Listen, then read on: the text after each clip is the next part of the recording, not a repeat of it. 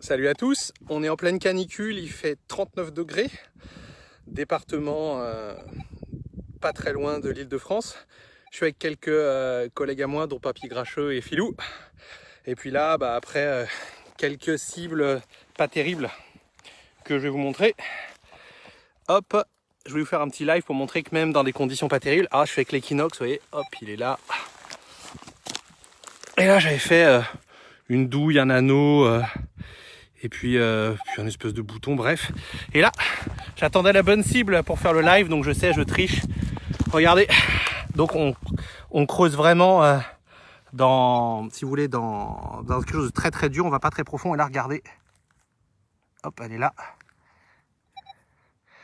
On le reconnaît bien, il n'y avait pas besoin. C'est ce qu'on appelle donc une agrafe de vêtements. Alors beaucoup disent oui, c'est des agrafes de linceul. Non, c'est pas forcément des agrafes de linceul. C'est ce qui servait à accrocher les vêtements, donc pas seulement dans les tombes. Donc on en trouve à partir donc du haut Moyen Âge. C'est pour faire plus simple les méros, voilà.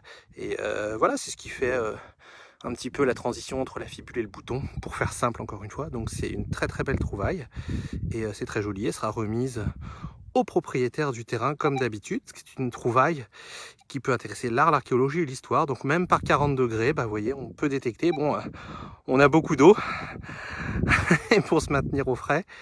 Et puis voilà, elle est magnifique. Hop, je vais aller voir ce que les collègues ils ont, si on a quelque chose de bien. Puis je vais en profiter pour vous montrer un petit peu les réglages du Nox sur un champ très très dur. Comme ça, alors on y va.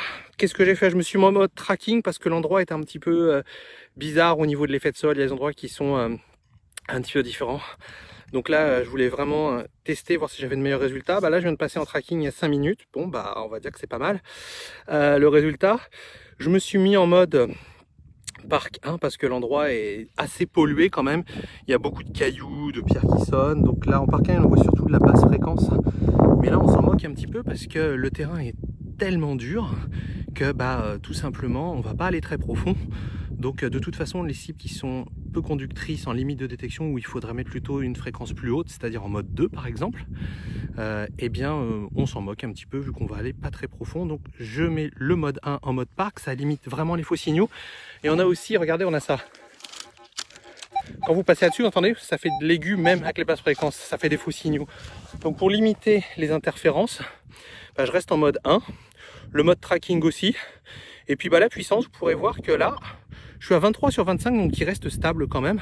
Faut vous imaginer avec un tel cagnard et de la terre aussi dure, tout simplement, votre détecteur il va pas profond. Il y a une meilleure conductivité quand, on va dire, conductivité, non, votre détecteur se comporte mieux quand c'est un peu humide. Alors là, avec ce cagnard, c'est pas possible.